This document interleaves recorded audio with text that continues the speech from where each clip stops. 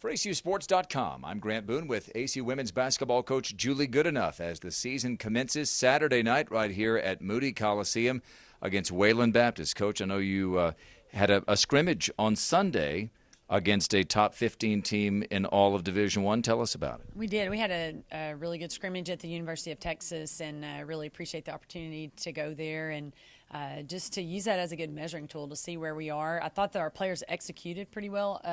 Offensively, our half-court defense was better than it's been in practice, to be quite honest.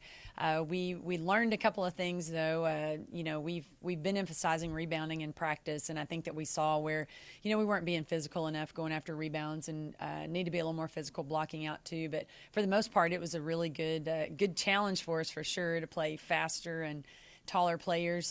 But I think that we came back with, kind of a renewed focus on practice, on just paying attention to detail in practice the next few days while we're getting ready for the season to start. Well, you get Wayland Baptist on Saturday. We'll talk about them in a second. But Monday night, next Monday, you get Kansas State, another Big 12 team. Could the scrimmage on Sunday help get you ready for a Big 12 kind of team? I think so. I was really proud of our players. I think we have 6 returners, 6 veteran players who have played a lot of minutes for us, and I think that they really approached the scrimmage well. They were very mature, and it didn't matter that we were playing number 12 in the country. They were focused, ready to battle. Played really strong from the very beginning. Didn't show any signs of being intimidated or in awe or anything like that. And so I think that experience will hopefully help us on Monday when we go to Kansas State. Just knowing that. If we bring our best foot forward and, execute the way that we know we can, we could, really make it a good game on Monday. You played with the new rules on Sunday in the scrimmage, right? This is, I don't know how big of a deal it's going to be. It's certainly going to look weird. 4 quarters, 10-minute quarters instead of the 2 halves. Will it be stranger to just see on a scoreboard, or will it affect how you coach? It affects how we coach for sure. I'm really big on not allowing our players to get more than 2 fouls and a half. Well, now we've got 2 quarters, so I'm probably going to pull people pretty quick in the first quarter after they get their first foul. You don't want someone to have 2 fouls and not be eligible at all in the second quarter. The free throws are really different. We have no 1-and-1 free throws any longer. We were shooting double bonus free throws at the 8-minute mark in the first quarter on Sunday. And so, there's a lot of nuances that probably things that, for sure, things I haven't even thought about yet that will go into play this year. The final 59.9 seconds of the game, if you call a timeout at the baseline, you get to advance it to your sideline, which is very NBA-ish.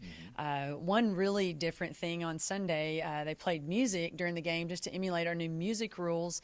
So, they call a foul, the officials are reporting the number to the table, and we're getting set up for the free throw, and the whole time music's playing.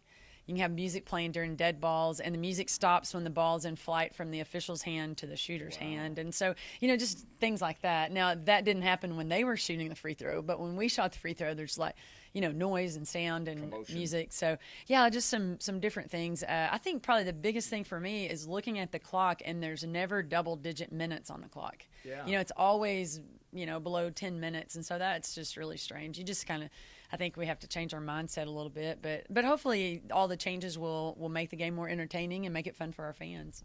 Are you going to hire a DJ?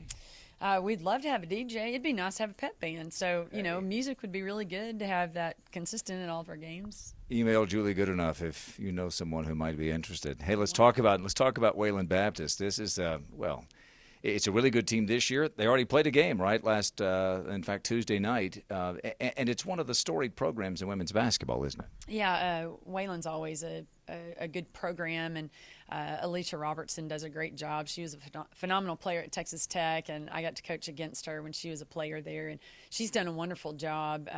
They were good last season. I don't think they probably met her expectations, and now they're coming back even stronger this year. They're the preseason favorite in the Sooner Athletic Conference. I think they're preseason number 10 in NAI Division I, and nationally, yeah. So she's got them really going. They've got 2 new transfers in there that had big time games. Their very first outing wearing a Wayland Baptist uniform. They both had double doubles, and so she's done a great job recruiting. And I think the expectations at Wayland Baptist is for the Flying Queens to have, really good seasons. And so Alicia definitely is keeping that trend going for them.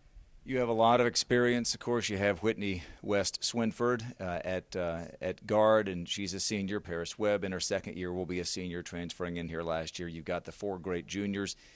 But you're going to give your freshmen players, as usual, heavy minutes, aren't you? Yeah, we've got 3 really solid freshmen. They've been a lot of fun to coach and have worked really hard for us. We've gone through material a lot faster than the previous 3 years since I've been at ACU, just because we have so many returners. We've been able to get through things a little bit quicker, so I'm sure that our freshmen just mentally are a little bit overwhelmed right now, just trying to remember everything.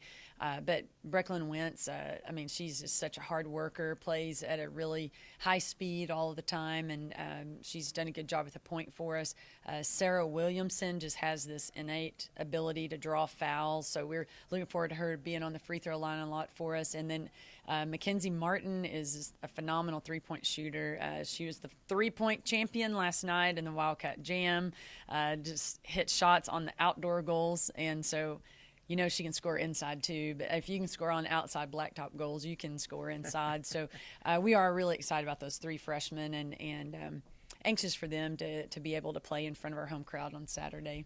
And that home crowd will be showing up in anticipation of a 7 o'clock tip against Wayland Baptist, the 2015-16 season opener. You can watch the game right here on ACUsports.com. For Julie Goodenough, I'm Grant Boone.